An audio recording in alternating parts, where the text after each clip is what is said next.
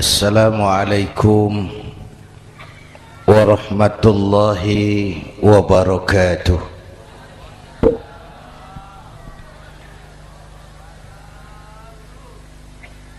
Alhamdulillahi wa kafa, wassalatu wassalamu ala sayyidina Muhammadin al-Mustafa wa ala alihi wa ashabihi ahli sidqi wal wafa, amma ba'd. Para ulama, para habaib, para masyayikh yang saya muliakan, bapak-bapak, ibu-ibu, hadirin hadirat ma'asyiral muslimin yang saya cintai. Sekarang ini banyak orang bisa memberi contoh, tapi sedikit orang bisa menjadi contoh. Memberi contoh itu mudah, tapi menjadi contoh itu yang sulit. Oleh karena itu, pada kesempatan ini kita ingin mengambil contoh bagaimana Rasul melaksanakan perjuangan. Apa modal utamanya? Saya sampaikan 3 sajalah, mudah-mudahan selesai 10 menit. Yang pertama, modal utama perjuangan baginda Rasul adalah akhlakul karimah. Memperbaiki akhlak dengan akhlak. Oleh karena itu, Suramadu sudah selesai. Dari dan ke Madura jadi lebih mudah. Bahkan Madura akan jadi daerah industri. Tetapi yang kita ingin, Madura tetaplah Madura. Akhlak tidak boleh berubah. Zaman boleh berubah, akhlak tidak. Masa boleh berganti, tapi keyakinan tidak boleh mati. Nah, soalnya adalah kepada siapa kita harus berakhlak? Kita itu kan harus berakhlak kepada 2. Kita harus berakhlak pertama kepada Allah. Ini yang terpenting. 13 tahun Rasul berjuang di Mekah hanya memperbaiki akhlak kepada Allah, menanamkan tauhid, meluruskan akidah, membangun keyakinan. 13 tahun di Mekah itu, dengan perhitungan kalau fondasi kuat, bangunan aman. Kalau fondasi melenceng, bangunan bengkok. Kalau fondasi rapuh, bangunan runtuh. Bangunan bagaimana fondasinya? Orang hidup bagaimana imannya? Kekuasaan dan jabatan baru ada manfaatnya kalau dipegang tangan orang beriman. Kalau tidak, yang muncul Fir'aun. Harta baru terasa manfaatnya kalau dipegang tangan orang beriman. Itulah sebabnya bangsa kita ini bukan cuma perlu orang pintar, kita perlu orang benar. Bahkan di masyarakat lebih baik benar tidak terlalu pintar ketimbang pintar tapi tidak benar.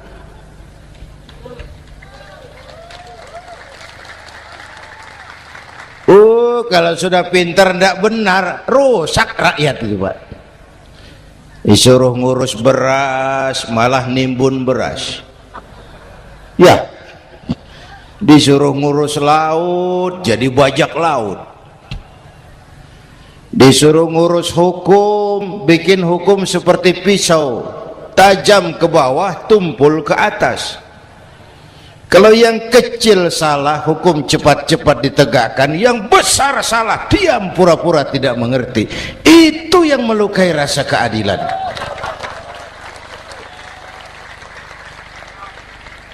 Mulai dari akhlak kepada Allah. Bagaimana cara berakhlak kepada Allah? Caranya dua. Pertama, jangan menyekutukannya dengan sesuatu pun. Yang kedua, jangan menyembah kecuali hanya kepadanya. Itu akhlak kepada Allah.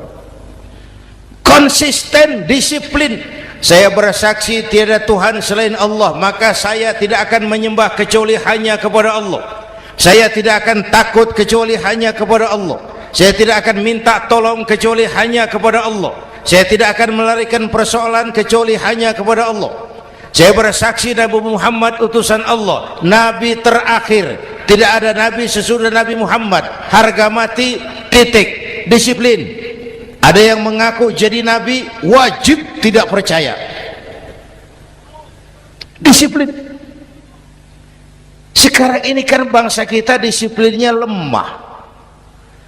Korupsi agak sulit diberantas karena pejabat kita takut atasan tapi nggak takut Tuhan.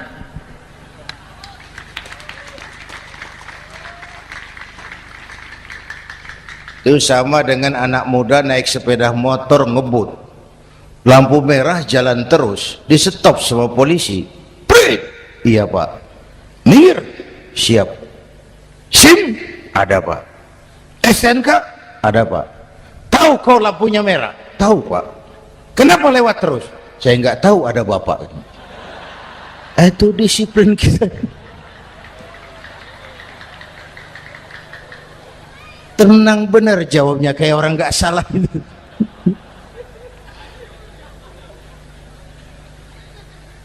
Iman.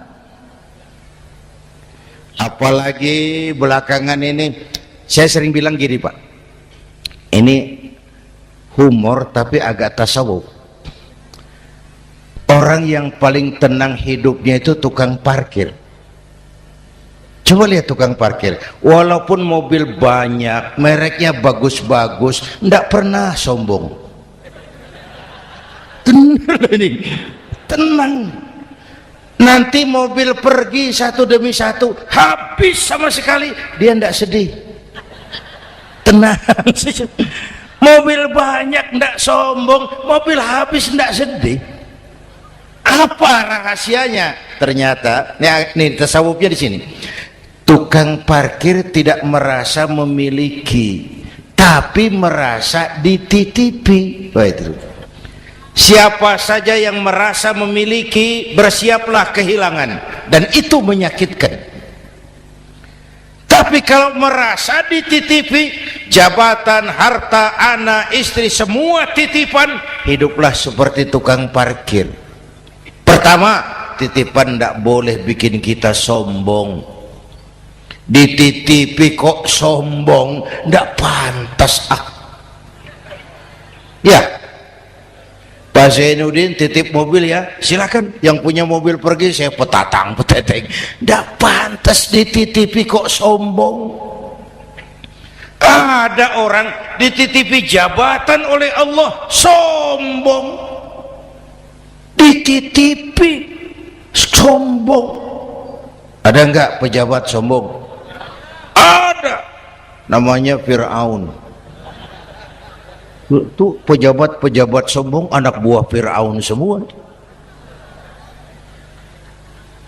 Dititipi harta oleh Allah jadi orang kaya, sombong, sama tetangga tidak mau kenal orang lain, kecil semua, jalan tidak injak tanah, kuntilanak.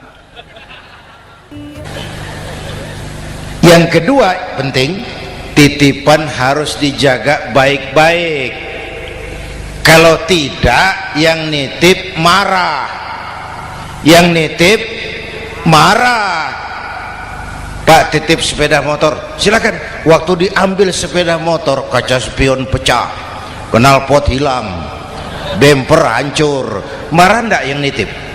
Marah. Saya kan titip, kenapa enggak dijaga baik-baik? Dititipi harta oleh Allah jadi orang kaya, supaya bangun pesantren, bela yatim, santuni yang lemah. Pelitnya 17 setan. Yang nitip marah. Dititipi jabatan oleh Allah, isinya korupsi saja. Yang nitip marah. Nah, saya mau kasih lihat sekarang. Allah titip Indonesia. Allah titip Indonesia. Hai rakyat, ini Indonesia. Aku titip, kata Allah. Sebentar, ada meja mau naik. Silakan, Mas.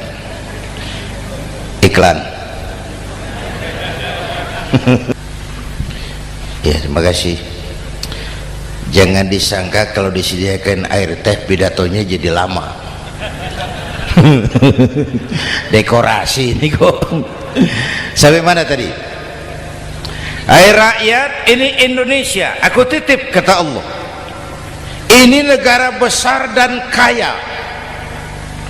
Titipan ini ditebus dengan keringat, air mata, darah, dan nyawa. Ini bedanya. Malaysia memang merdeka tapi diberi Inggris. Singapura merdeka diberi Inggris. Indonesia merdeka, keringat, air mata, darah, dan nyawa. Ini negara aku titip, kata Allah. Ini negara besar dan kaya. Buminya subur. Di atas perut buminya segala tanaman hidup. Di bawah perut buminya ada gas, minyak, batu bara. Lautnya kaya, hutannya kaya. Kekayaan negeri ini harus digunakan bagi sebesar-besar kemakmuran rakyat. Itu amanat konstitusi. Disalahgunakan, dikorupsi, yang nitip marah. Yang nitip marah. Kalau dia marah, dia suruh makhluknya yang lain negur. Siapa? Merapi, Bromo, anak Krakatau. Itu Merapi demo, Pak. Kalau kita rakyat demo, anak buahnya Pak Danres turun. Tapi kalau Merapi demo, siapa yang mau ngatasi? Mbah Marijan. Selesai. Sekarang Mbah Marijan sudah kumpul sama Mbah Surip di alam barzah, dia sudah ketemu dia. Kata Mbah Surip, tenang Mbah Marijan, tak gendong, aman sudah. Aman sudah. Saya mau bilang Merapi itu makhluk, Krakatau itu makhluk, Bromo itu makhluk. Tidak mungkin makhluk bergerak dengan sendirinya, pastilah ada yang menggerakkan. Maka baik-baiklah sama yang bikin angin supaya bertiupnya sesuai keperluan. Baik-baik dengan yang bikin air supaya datangnya sesuai kebutuhan. Baik-baik sama yang bikin gunung supaya meletusnya pelan-pelan.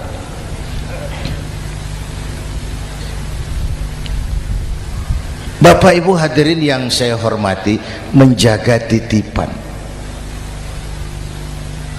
Jangan menyembah kecuali hanya kepadanya. Jangan menyekutukannya dengan sesuatu pun. Ayo, saya ngobrol kita. Bapak Ibu hadirin yang hadir di sini ini, kita ini semua hamba Allah apa bukan? Hamba Allah. Kata siapa? Kata kita. Kalau kata kita namanya ngaku. Ngaku itu boleh dan murah. Apa diakui? Kita belum tahu. Ya, kan baru kata kita itu. Dan tidak otomatis kalau kita bilang saya ini hambamu ya Allah, lalu Allah jawab iya ya. Tidak, wong itu kan kata kita. Saya hamba Allah, kata saya. Berapa banyak orang perbuatannya, ucapannya berkata saya hamba Allah, perbuatannya menyatakan dia hamba setan, hamba nafsu, hamba dunia, budak jabatan. Tidak sesuai ucapan dengan perbuatan. Jadi hamba Allah tuh nggak mudah, digojlok, diuji. Coba lihat, yang jelas diakui sebagai hamba itu baru satu yang kita peringati ini, baginda Nabi. Allah mengakui kapan? Waktu menceritakan Isra dan Mi'raj. Apa yang dipakai kalimat? Subhanallazi asra bi'abdi. Maha suci Allah yang telah menjalankan hambanya. Hambanya. Muhammad itu hambaku, aku jalankan dia. Allah mengakui. Kapan kalimat ini turun? Setelah Nabi digojlok, ditempa, digembleng, diuji, difitnah, dicaci maki, dilontari kotoran unta, sahabat-sahabatnya dibantai. Lolos. Muhammad betul-betul hambaku. Ayo Isra Muhammad. Subhanallazi asra bi'abdi, hambaku. Jadi kalau mau jadi hamba Allah ya diuji, digojlok, digembleng. Nah, mari kita lihat kehambaan baginda Nabi. Orang yang paling bersih hatinya Rasulullah. Orang yang paling baik akhlaknya Rasulullah. Orang yang dosanya sudah mendapat jaminan ampun Rasulullah. Tapi Rasulullah kalau sholat malam bengkak kakinya karena rajin sujud. Hati bersih, akhlak terbaik, dosa sudah diampuni. Tapi kalau sholat malam kakinya bengkak karena rajin sujud. Saya tahu di sini juga banyak yang kakinya bengkak. Cuma urusannya apa, itu urusan masing-masing. Pada tingkat seperti itu Rasulullah, saya perlu Allah, saya perlu Allah, saya perlu Allah. Yang 100 tahun kita bangun selesai oleh gempa 3 menit. Ya, yang 100 tahun kita bangun ternyata selesai oleh gempa 3 menit. Kita perlu Allah, kita perlu Allah.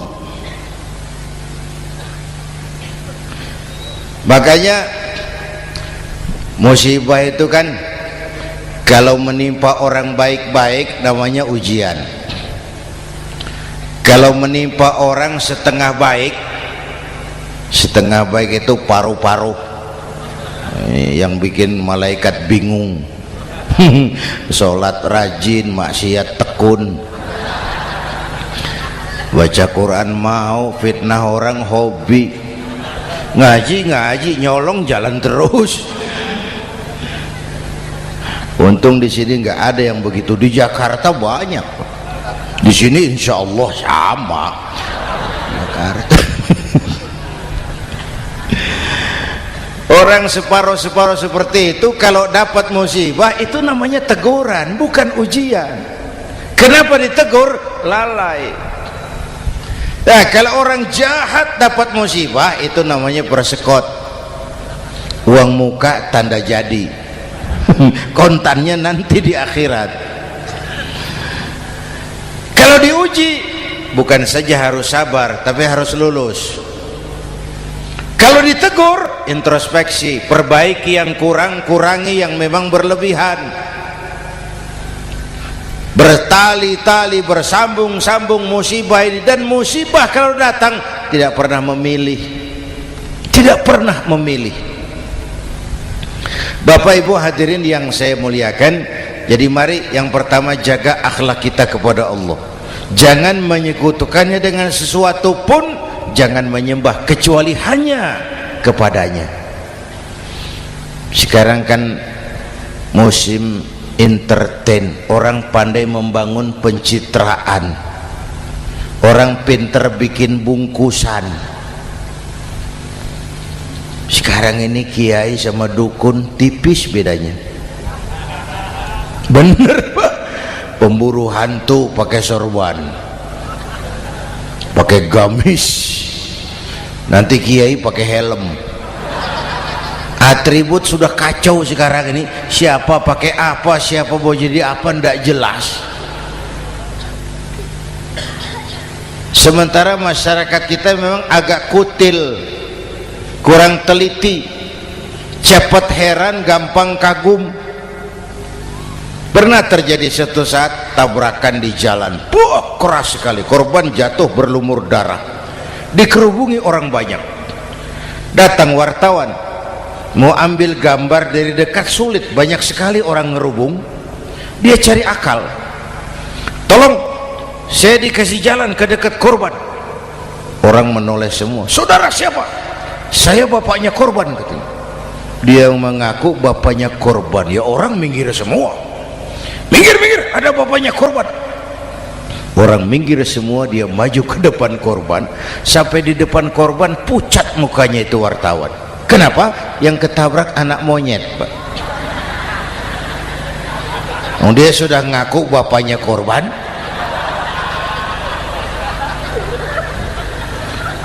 Ini cerita pendek tapi pesannya dalam. Kalau belum kenal benar jangan cepat-cepat ngakui. Ya, rakyat harus cerdas sekarang ini. Emas pasti kuning, benar itu? Apa semua yang kuning pasti emas? udah cerdas lah itu, Hati-hati, ini zaman pencitraan. Orang pandai bikin bungkusan. Oleh karena itu kita juga harus punya filter supaya tidak hanyut oleh kedangkalan-kedangkalan pencitraan itu. Satu itu akhlak kepada Allah. Yang kedua, kepada siapa kita berakhlak? Kepada sesama manusia. Kepada sesama manusia itu siapa? Pertama, sesama muslim. Malam ini saya hadir di sini, saya tidak merasa tamu. Saya hanya keluarga di tengah keluarganya. Bahwa saya lahir di Jakarta itu sih kebetulan, saya nggak pesan. Yang kita tidak pesan jangan diributkan, kita nggak pesan. Warna kulit seperti ini kita nggak pesan. Dari suku apa lahir kita nggak pesan. Potongan seperti ini kita nggak pesan. Islam membebaskan manusia dari ras diskriminasi. Pada waktu yang bersamaan Islam mengangkat harkat, derajat, martabat kaum wanita. Ini kasihan dari tadi nggak diajak ngomong nih. Pada waktu yang bersamaan Islam mengangkat harkat, derajat, martabat kaum wanita. Ibu-ibu mestinya lebih terima kasih sama Rasulullah. Sebelum Rasulullah datang, nasib perempuan menyedihkan, dilecehkan, harganya murah. Sebelum Rasulullah datang, murah. Sebelum Rasulullah datang, murah. Coba lihat wanita sebelum Islam, sedih, dilahirkan hanya untuk melahirkan, alat pemuas nafsu. Kalaupun berperan, peranannya cuma segitiga, dapur sumur kasur, kasur sumur dapur, putar-putar di situ saja. Nggak usah di Arab, dunia, di Jawa. Raja-raja Jawa sebelum kenal Islam seenaknya ngumpuli perempuan kan, selirnya yang 30, 50. Sultan-sultan di Turki piara harem ratusan orang perempuan. Kaisar terakhir dinasti Ming Cina bangun istana 1000 kamar, istrinya 1000. Innalillahi wa inna. Itu saya cuma pikir raja kalau istrinya 1000, kapan pakai kolor itu raja?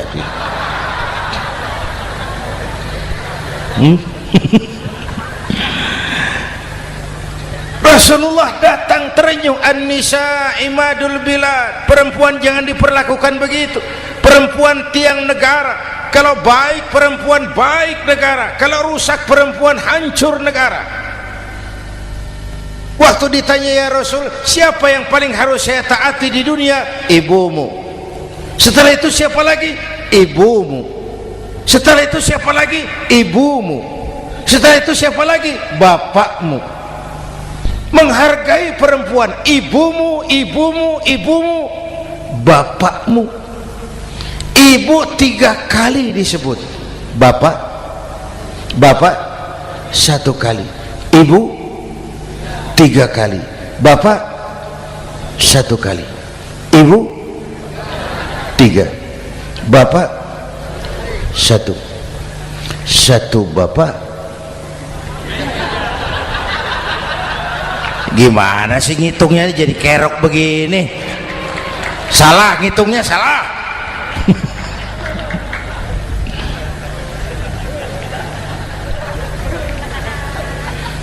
Lalu dicairkan kehidupan kemasyarakatan di masjid. Masya Allah, masjid itu pendidikan demokrasi betul. Pertama, siapapun masuk masjid copot sandal, buka sepatu.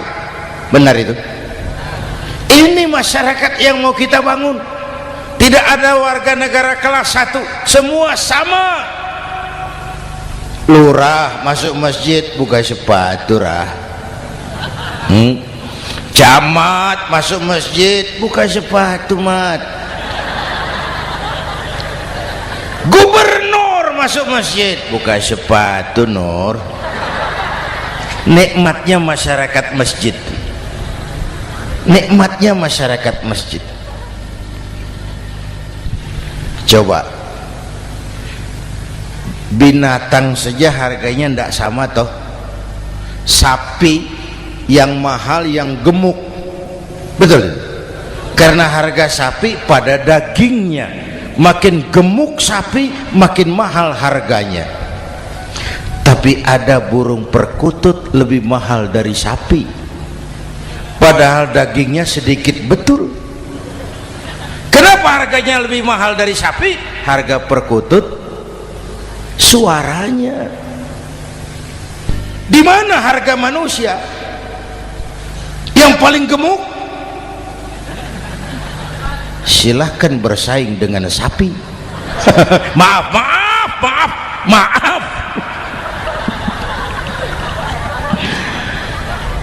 Inna akramakum indallah atqakum. Masyarakat masjid sudah copot sandal, buka sepatu, sudah masuk ke dalam sholat berjamaah.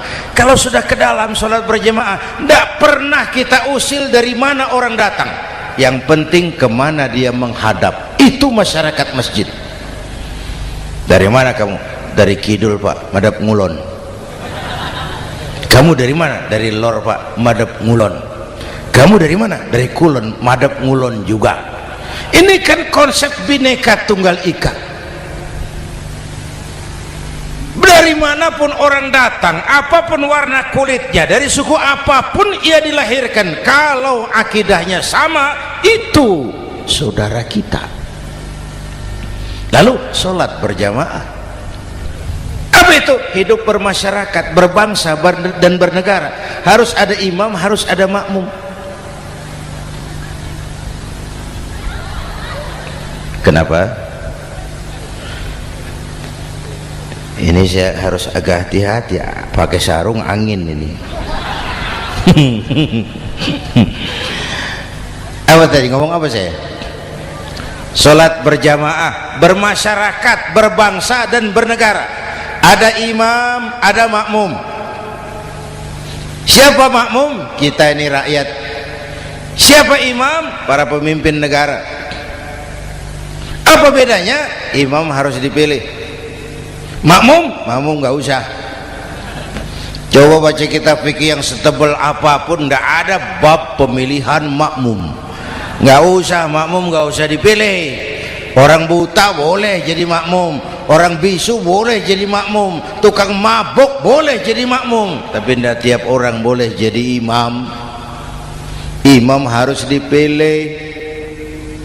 Siapa yang jadi imam? Pertama, a'lamuhum, orang yang paling alim di kampungmu angkat jadi imam. Yang paling alim, bukan yang paling tua.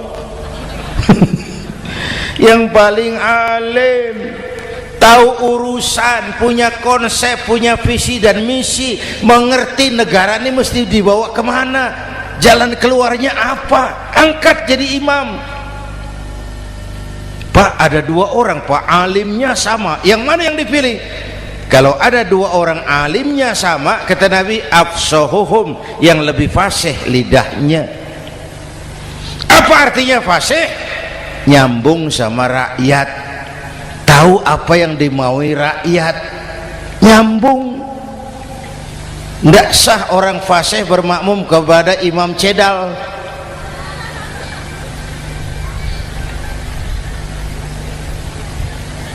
Kenapa Bu? Nyambung. Capek kalau punya imam nggak nyambung sama makmum.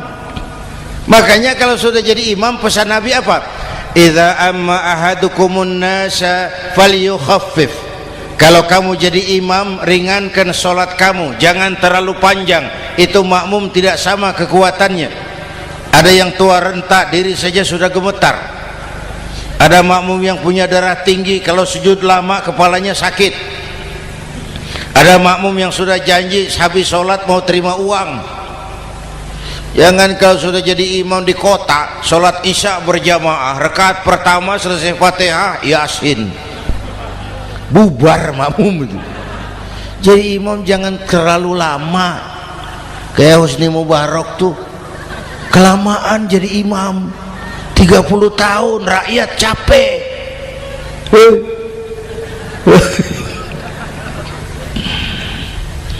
Bapak Ibu hadirin yang saya hormati, nah masyarakat Islam ini loyal, taat, setia. Kapan? Kalau imamnya benar. Imam takbir, makmum takbir, imam ruku', makmum ruku', imam i'tidal, makmum i'tidal, imam sujud, makmum sujud. Tapi masyarakat Islam tidak buta. Imam keliru, makmum wajib menegur. Ya, bagaimana negurnya? Mestinya ruku', imam sujud. Wah, keliru ini. Subhanallah, kan gitu. Itu aturan main. Tidak boleh imam keliru, makmum emosi, main pegang, mam, hoi salah, hoi, kacau sholat.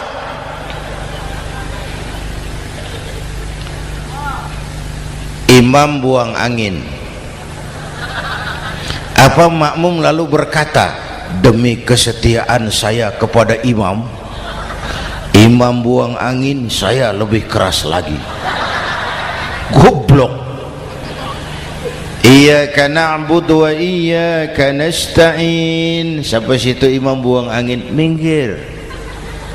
Tidak usah ribut. Yang di belakang satu orang maju ke depan, lanjutkan pekerjaan imam. Yang penting imam tahu diri, buang angin, minggir. Ini negara rusak karena imam sudah buang angin. Tenang aja, kayak orang nggak salah itu loh.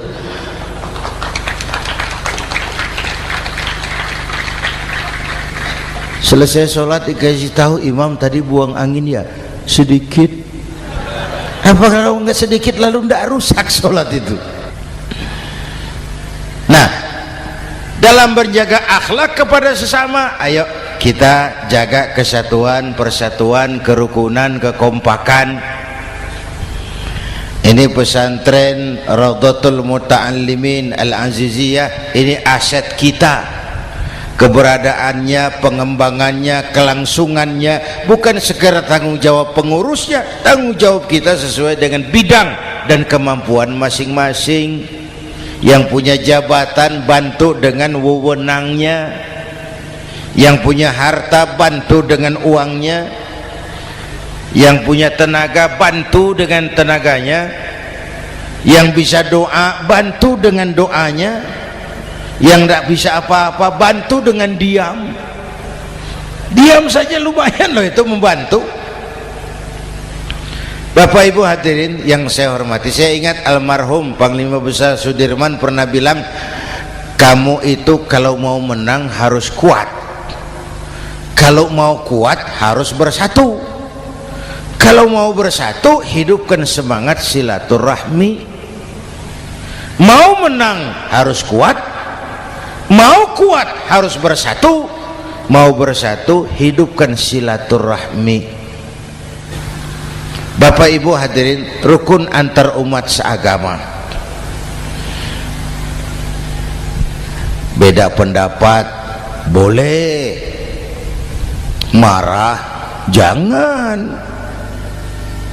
Kalau di Jakarta kan sekarang lagi musim apa itu wahabi yang bid'ah, sedikit bid'ah itu.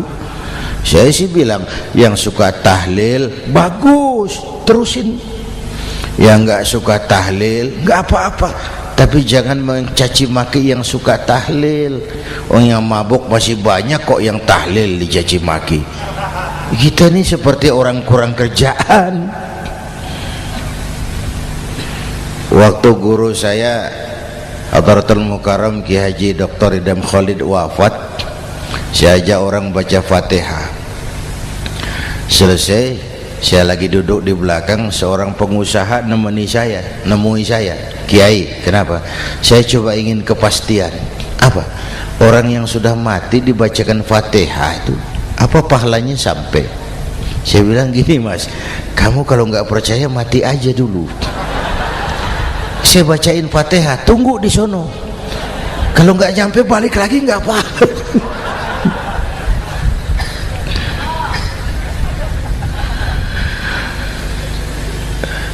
Depan rumah saya itu ada masjid, Pak, pakai beduk seperti itu. Ada teman saya, Kiai, pakai beduk masjidnya. Iya pakai. Kan Rasulullah enggak pakai. Enggak memang. Bid'ah tuh. Loh, siapa bilang? Beduk itu bukan agama, itu budaya, tanda masuk waktu. Bukan manggil orang sholat. Manggil orang sholat pakai azan. Tanda masuk waktu, itu hebatnya Wali Songo, pakai beduk. Kalau nggak mau pakai beduk boleh, teriak-teriak juga boleh. Maghrib, maghrib, boleh. Tapi Wali Songo kan bijaksana, pakai beduk saja, sekali pukul satu desa dengar. Itu bijaksananya dakwah Wali Songo. Kalau beduk dianggap bid'ah, miskin kita. Itu budaya. Seperti sepeda motor, itu budaya. Kalau beduk dia nggak bid'ah, sepeda motor bid'ah tuh. Rasulullah nggak pakai, jual, beliin unta.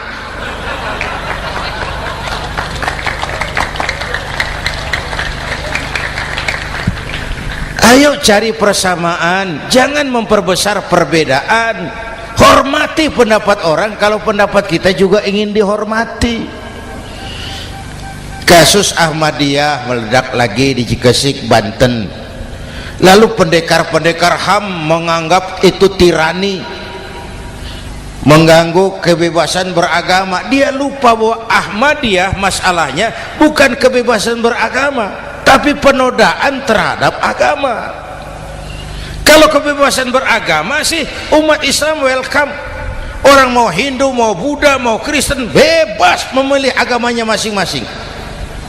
Tapi ini kan Ahmadiyah lain, ngakunya Islam tapi ada nabi lagi sesudah Nabi Muhammad, namanya Mirza Ghulam Ahmad, asal dari India. Saudara hadirin yang saya hormati, ini yang prinsip penodaan terhadap agama. Kalau nggak ngaku Islam nggak masalah. Supaya mau aman caranya cuma dua, Ahmadiyah jadi agama sendiri, karena Malaysia sudah melarang, Brunei sudah, Rabitoh Alam Islami menyatakan aliran sesat, Saudi Arabia melarang pengikut Ahmadiyah pergi bikin haji, udah dianggap non muslim. Cuma memang pemerintah kita nggak tegas. Kalau dari dulu dinyatakan dilarang, nggak akan ada lagi kasus-kasus seperti itu.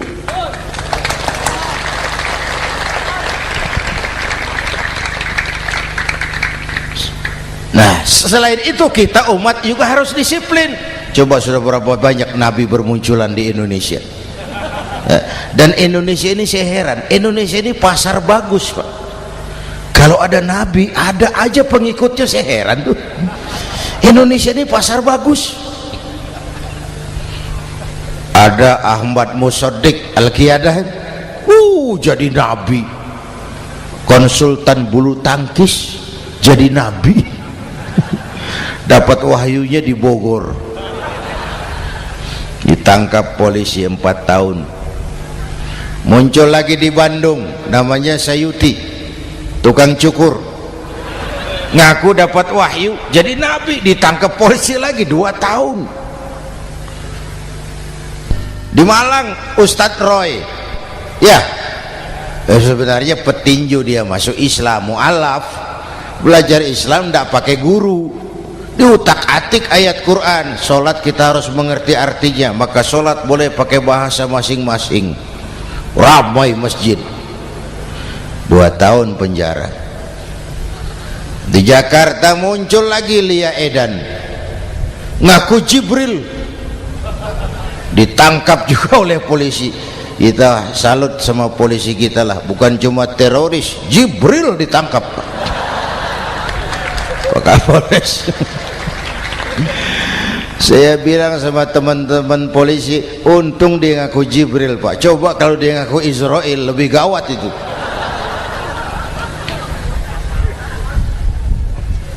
Yang parah, antara Cirebon Losari, dia perbatasan Jawa Tengah Jawa Barat, pernah muncul agama baru namanya agama Jasun, agama Jawa Sunda, agama Jasun Jawa Sunda. Yang jadi nabi Tugimin. La haula wala quwata. Saya bilang ini jangan jadi nabi, jadi kiai juga nggak angker ini. Al Mukarram Bapak Kiai Tugimin, nggak enak. Yang lebih ndak enak selawatannya loh itu. Kalau kita kan tadi nikmat tuh, ya Habibi ya Muhammad, nikmat rasanya tuh.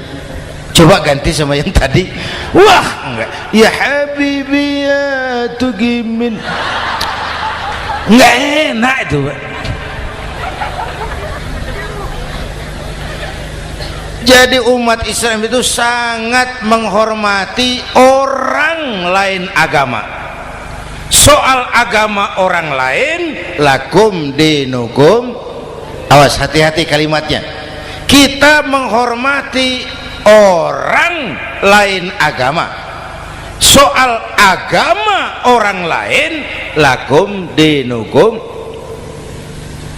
Kita memang yakin cuma Islam agama yang benar, tapi bukan berarti kita boleh menghina agama orang lain. Kenapa? Kalau agama kita yang dihina, kita kan sakit hati. Orang lain sama dong. Itu sebabnya Allah berpesan, jangan kau caci maki Tuhan mereka, karena mereka akan balas mencaci maki Tuhan. Dan itu artinya mencaci maki aku, kata Allah. Jelas ini? Jelas? Justru karena umat Islam mayoritas di Indonesia, maka kerukunan antar umat beragama terjaga dengan baik. Kalau umat Islam mau main kasar, mau main kayu, mau main keras, umat Islam ini 85%, yang lain pasti selesai. Saya jamin selesai. Tapi kan tidak. Kita sadar betul ini negara Pancasila. Kita sadar betul bahwa kita harus menghargai orang lain agama, menjaga kerukunan, rukun antar umat beragama. Yang ketiga, rukun antar umat beragama dengan pemerintah. Dulu kiai saya bilang, sultanun zulum khairum min fitnatin tadum. Pemerintah yang jelek pun sebenarnya masih lebih lumayan ketimbang tidak ada pemerintahan, kalau itu ukurannya. Coba umpama nanti Pak SBY sudah terlalu pusing, lalu pengumuman jam 000 seluruh rakyat Republik Indonesia, saya umumkan mulai malam ini tepat jam 00.00 pemerintah bubar. Ayo bayangkan seperti apa kita tanpa pemerintah. Hukum rimba, yang kuat menekan yang lemah, yang kaya merampok yang miskin. Rumah saudara dirampok, lapor ke polisi, kata Kapolres, maaf polisi baru bubar. Hak asasi diinjak-injak, lapor ke pengadilan, pengadilan bubar. Masih ada pemerintah saja yang kuat suka menekan yang lemah, apalagi kalau tidak ada pemerintah. Karena itu ulama dan umara dua pilar utama. Kalau kuat keduanya, kuatlah masyarakat. Kalau rapuh keduanya, maka rapuhlah juga masyarakat. Bapak Ibu hadirin yang saya hormati, ini yang kedua, kita harus berakhlak kepada sesama. Yang ketiga, kepada siapa kita harus berakhlak? Kenapa? Iya, saya cuma lihat jam. Yang ketiga, kepada siapa kita harus berakhlak? Kita ini harus berakhlak kepada makhluk Allah yang lain di luar manusia. Kepada air kita harus berakhlak loh Pak. Saya dulu remaja ngaji fikih, kiai ngajar makruh buang air kecil di tanah yang berlubang. Saya protes, kenapa makruh kiai? Pertama, untuk kesehatan. Siapa tahu di lubang yang kau kencingi ada gas beracun. Kalau tidak kiai, kalau tidak maka artinya kau harus melindungi binatang yang ada di dalam lubang. Siapa tahu di lubang yang kamu kencingi ada semut sedang rapat membahas masalah Mesir. Apa dosanya lalu mati dikencingi? Ini namanya rahmatan li semut. Bapak Ibu hadirin yang saya hormati, ada hadis sederhana, fa iza zabahtum fa ahsinu zibhata. Kalau kamu menyembelih hewan, sembelihlah dengan cara yang terbaik. Jangan nyembelih ayam pakai pisau tumpul, itu namanya tidak berperi kebinatangan. Kepada ayam kita berakhlak, kepada pohon kita berakhlak, kepada air kita berakhlak. Kenapa sekarang alam tidak seramah dulu? Karena kita juga tidak ramah kepada alam. Kenapa sering terjadi banjir? Karena tempat air kita kurangi. Dia bingung mau ke mana. Air nggak punya tempat. Akhirnya masuk ke rumah kita juga. Masuk dalam zoharul fasadu fil barri wal bahri bima kasabat aydin nas. Karena kita tidak berakhlak kepada lingkungan. Bapak Ibu hadirin yang saya hormati, jadi itu yang pertama, modal utama perjuangannya akhlakul karimah.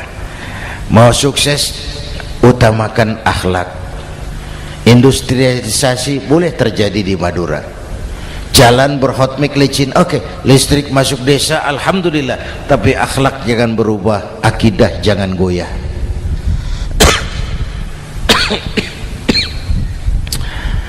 Teknologi tidak bahaya, yang bahaya orang yang menggunakannya. Wayang itu yang namanya cepot, itu bisa selawat badar kalau yang megang Anom Suroto. Cepot bisa selawat badar kalau yang megang Anom Suroto. Wayang bagaimana dalangnya, teknologi bagaimana orang yang menggunakannya. Satu. Yang kedua, yang kita contoh dari baginda Rasul, beliau itu sejak kecil tidak dimanjakan Pak. Lahir ke dunia tidak sempat melihat wajah bapak. Umur 6 tahun ditinggal ibu. Umur 9 tahun ngembala kambing, berniaga ke Syam. Syam itu Syria sekarang. Umur 9 tahun bisnis lintas negara dari Saudi ke Syria. Remaja tidak dimanjakan, kerja keras, peras keringat, banting tulang, tidak ada pekerjaan halal yang hina. Lahir pribadi yang tegar, mental yang tahan banting, manusia yang tidak cengeng karena sejak kecil ditempa oleh kesulitan. Jadi gini, orang itu kalau biasa susah, ketemu susah, ndak kaget Pak, mentalnya kuat. Saya santri biasa makan kangkung, datang ke rumah teman dikasih kangkung, loh makanan saya ini, dikasih daging ayam, nambah. Orang tuh kalau biasa susah enak. Saya santri biasa tidur di masjid, disuruh nginep di hotel, pules Pak. Tapi yang biasa tidur di hotel suruh nginep di masjid, encok. Hidup ini perjuangan, mau sukses harus berani susah. Jangan seperti dulu di cerita santri, ada santri beternak lebah, ambil madunya itu. Satu hari dia mau periksa sarang lebah, naik ke pohon pakai tangga, pakai sarung biasanya santri, dia lupa ada pakai celana dalam, naik pohon periksa, entah bagaimana terpegang sarang lebah itu, berhamburan lebahnya keluar, salah satu masuk ke sarungnya, tergigitlah Al-Mukarramnya itu. Dia menjerit, aduh, jatuh berguling ke bawah. Sudah lama jatuh, dia buka sarungnya, dia lihat bengkak. Karena bengkak kan jadi besar, senang juga dia. Dia berdoa, ya Allah, hilangkan sakitnya, biarlah bengkaknya.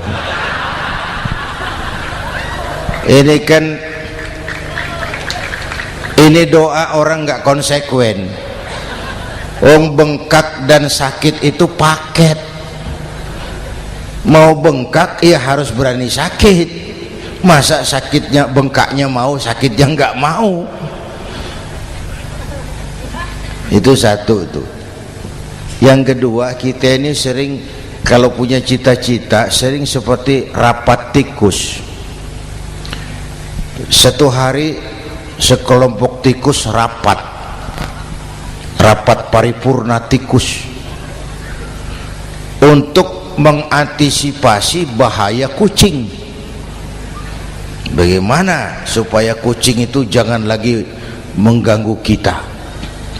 Akhirnya ada yang mengusulkan begini, bagaimana kalau di leher kucing kita gantungkan lonceng, supaya kalau dia datang dari jauh suaranya sudah kedengaran dan kita bisa lari menyelamatkan diri.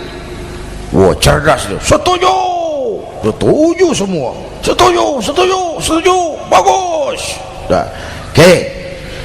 Waktu pembicaraan dilanjutkan, tikus mana yang mau menggantungkan lonceng ke leher kucing? Rapat bubar. Setuju, akur. Iya. Waktu kerja selesai. Bapak Ibu hadirin yang saya hormati, terutama anak-anak saya, para santri, remaja, pemuda. Hidup ini persaingan.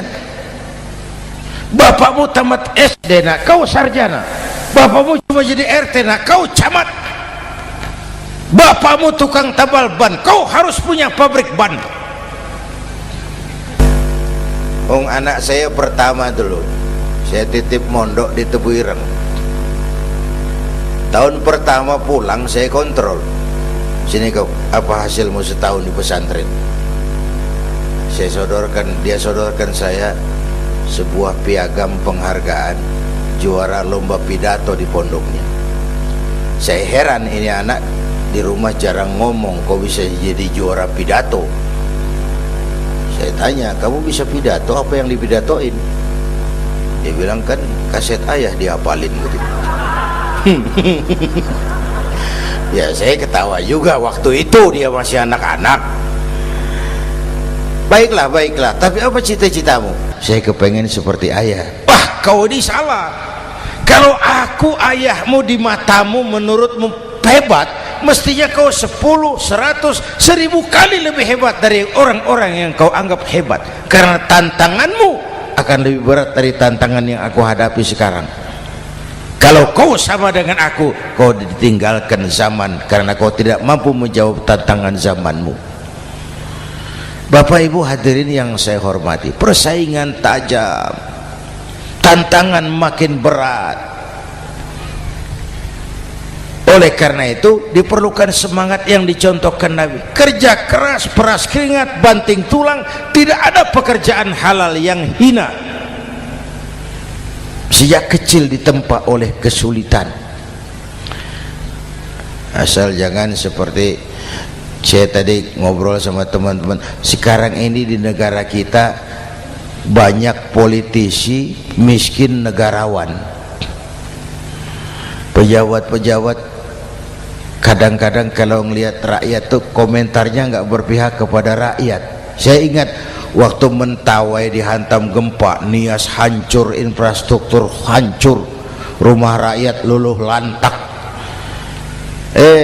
Ketua DPR Pak Marzuki Ali bilang, bagaimana itu rakyat? Ya itu resikonya punya rumah di pinggir laut. Waduh, ini bukan komentar pemimpin, rakyat lagi susah kok dibilang kayak gitu. Saya prihatin dengan ucapan kayak gitu. Waktu cabai 100.000, di sini berapa sekarang? Sama ya. Waktu cabai mahal, ada pejabat bilang, rakyat suruh nanam cabai aja di halaman rumahnya. Ini kan nggak solutif dan nggak cerdas. Cabai naik, rakyat suruh nanam cabai. Nanti beras naik, rakyat suruh nanam padi. Yang saya khawatir kalau telur mahal, apa rakyat suruh bertelur gitu? Ini kan nggak cerdas dan nggak solutif.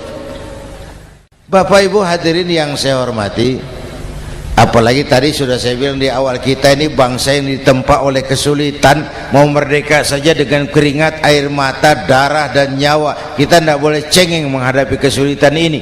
Tegar, tahan uji, tahan banting, dan seterusnya. Itu hal yang kedua. Yang ketiga, terakhir, Rasulullah itu sosok yang ibadahnya luar biasa. Tadi sudah saya jelaskan sebagian.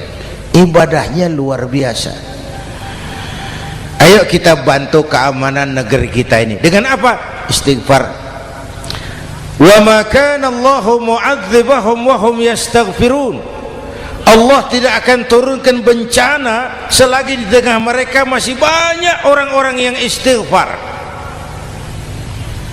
Rasulullah yang dosanya sudah diampuni sehari 100 kali istighfar.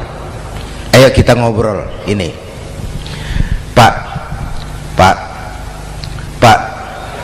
saya ini Zainuddin ini, kalau mengharap masuk surga dengan amal yang saya kerjakan sendiri, rasa-rasanya tipis harapan.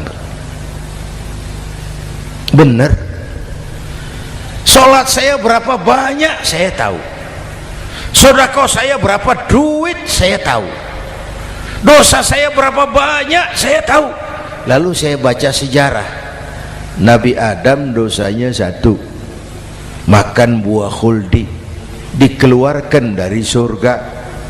Nabi Adam dosanya 1, dikeluarin. Kita dosanya banyak, kepengen masuk.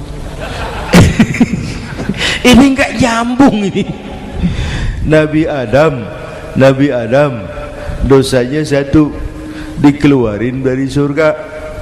Kita dosanya banyak, kepengen masuk. Enggak nyambung. Apa yang bikin saya besar hati? Apa yang bikin saya optimis? Ada 2, Pak. Pertama yang disebut rahmat Allah, yang kedua disebut syafaat Rasulullah. 2 itu, Pak. Oh, kalau kita ini insya Allah nanti sampai ke surga, amin, amin. Kalau kita ini sampai ke surga, Pak, saya jamin itu bukan karena amal kita, itu karena rahmatnya Allah. Ndaklah seberapa banyak sih amalan kita mau menggapai surga. Kalau bukan karena rahmatnya Allah, sulit sampai ke sana. Hei manusia, dosamu besar, tapi lihat rahmatku lebih besar. Hei manusia, salahmu banyak, tapi ampunanku lebih banyak. Kau nangis nangis di hadapanku, aku senyum melihatmu. Kau berjalan menujuku, aku berlari menyambutmu. Istighfarnya sehari 100. Lalu ada hadis qudsi, inni la ahammu bi'adzabi ibadi. Kadang-kadang aku pengen turunkan azab, bencana kepada manusia, tapi ketika aku melihat 3 perkara, murkaku surut, bencana aku tarik kembali. Coba perhatikan hadis qudsi ini. Allah mau marah hendak jadi, bencana ditarik, musibah di. Kenapa? Ada yang meredam murka Allah. Allah enggak jadi marah. Siapa? Pertama, suyukhan rukka. Aku lihat orang-orang tua tengah malam sujud sambil berlinang air mata, nangis di hadapan Allah. Itu kita hutang jasa loh Pak sama orang-orang yang tengah malam sujud nangis di hadapan Allah. Lihat yang begitu Allah enggak jadi marah tuh. Saya tahu nih bapak-bapak nih, ibu-ibu kan suaminya sering bangun tengah malam ya Bu, kencing bikin bingung malaikat. Sudah mau ditulis tahajud, kencing doang. Kata malaikat, sialan, hampir salah tulis.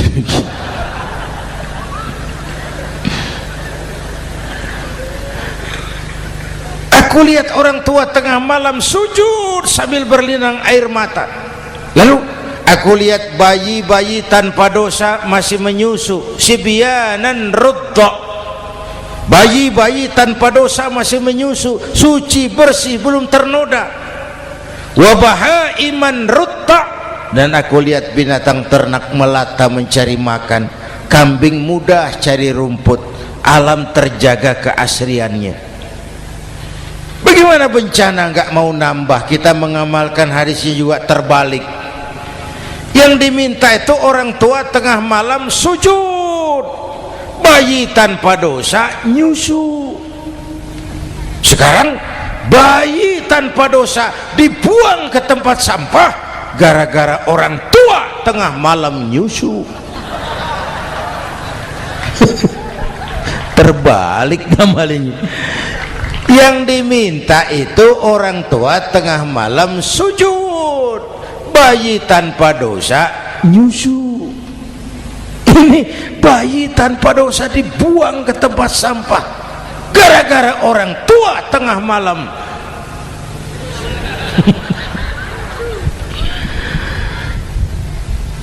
Bapak Ibu hadirin yang saya hormati, rahmat Allah kita perlu.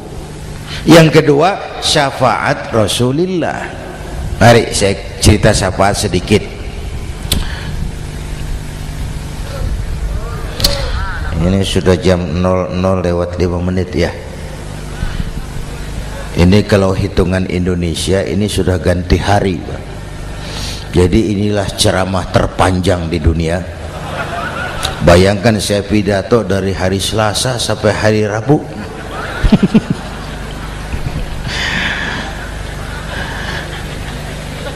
Syafaat agak saya singkat ceritanya. Nanti itu Pak, setelah alam ini hancur sehancur-hancurnya, bumi gempa, gunung meletus, air laut tumpah ke darat, halilintar menyambar, planet-planet bertabrakan, semua yang hidup mati bareng tanpa persiapan, termasuk malaikat. Malaikat mati, yang tinggal cuma Allah sendirian. Yang lain hancur semua, tinggal Allah sendirian. Allah patroli, berseru-seru, limanil mulkul yaum. Ahai, siapa penguasa hari ini? Mana Fir'aun yang ngaku Tuhan? Nongol kalau memang Tuhan. Mana Abrahat, mana Namrus, mana itu Benito Mussolini, mana itu Adolf Hitler, mana itu Hosni Mubarak. Penguasa-penguasa yang ngaku berkuasa nol kalau memang penguasa. Gak ada yang jawab Pak, semua sudah rebah. Allah lalu berkata, la ilaha illa ana. Ternyata tidak ada Tuhan lain selain aku. Allah sombong waktu itu. Kalau Allah sombong itu pantas. Hadis kursi mengajarkan al-kibriya'u libasi, sombong itu pakaianku, kata Allah. Cuma aku yang pantas pakai. Kamu manusia nggak pantas pakai pakaianku, kebesaran. Pakaian Allah mau dipakai, sombong itu pakaian Allah, cuma Allah yang pantas pakai. Nanti itu yang pertama dihidupkan bukan kita, malaikat dihidupkan lebih dulu. Tiupan pertama, malaikat hidup semua. Diatur panitia akhirat. Yang nyambut tamu siapa, yang pimpin marawis siapa. Malik, siap, sediakan neraka.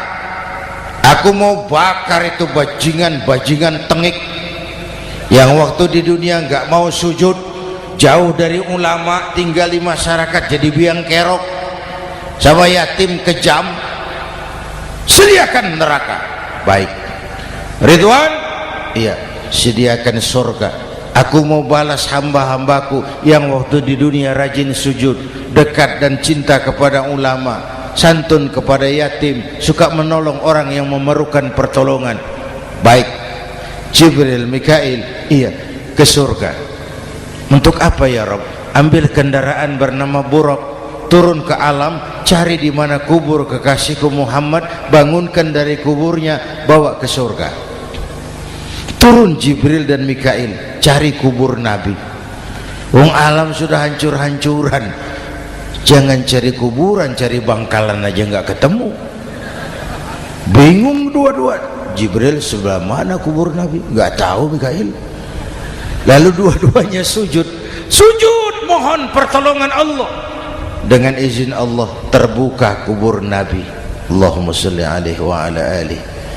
Bangun dari tidur seperti orang bangun dari kubur seperti orang bangun tidur. Nabi mengusap mata, menoleh ke kanan Jibril, menoleh ke kiri Mikail. Lalu tanya, ayu yaumin hadza ya Jibril? Ini hari apa Jibril? Ini hari apa? Hadza ma wa'ada ar-Rahman. Ini hari yang dijanjikan Allah Muhammad. Ini kiamat. Kiamat Jibril? Kiamat. Jibril, kalau memang ini hari kiamat, aina ummati? Umat saya mana Jibril? Umat saya mana? Allah Karim. Belum pernah saya lihat di dunia ada satu pemimpin yang begini besar cintanya kepada umatnya seperti baginda Rasul. Dari dunia sampai akhirat beliau cinta kita. Dari dunia sampai akhirat beliau bela kita. Bangun dari kubur, tahu hari sudah kiamat, yang pertama ditanya, aina ummati? Umat saya mana Jibril? Kita yang ditanya. Kalau saya yang pertama dibangkitkan dari kubur, lain pertanyaannya. Ini hari apa Jibril? Kiamat Zainuddin. Oh, bini saya mana Jibril? Nabi enggak tanya Khadijah wala Fatimah wala Aisyah, aina ummati? Umat saya mana Jibril? Umatmu? Iya, kau manusia pertama yang dibangunkan dari kubur. Yang lain masih dikubur. Oh. Lalu kita ke surga Muhammad. Perintah Allah, perintah Allah. Sampai di surga seperti orang tidak betah Nabi itu, resah, gelisah, mondar mandir, mukanya murung. Yang punya surga kan negur, Muhammad, labbaik ya Rabb. Tidak enak di surga ya? Enak. Kok kamu seperti orang nggak kerasan gitu, resah, gelisah? Kenapa? saya teringat umat saya, ya Allah, umat saya bagaimana nasibnya. Iya, saya sudah enak di DPR. Salah, saya sudah enak di surga, gaji cukup, kursi empuk, dapat mobil dinas. Umat saya yang waktu kampanye kepanasan itu gimana nasibnya?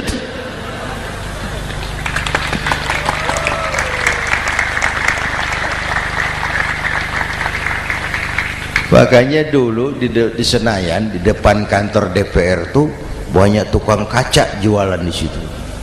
Saya bilang ini tukang kaca pintar dagangnya di situ.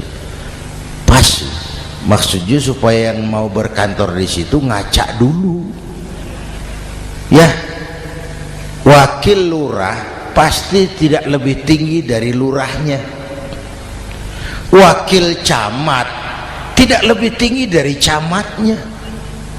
Ini kenapa wakil rakyat kok selalu lebih tinggi dari rakyatnya?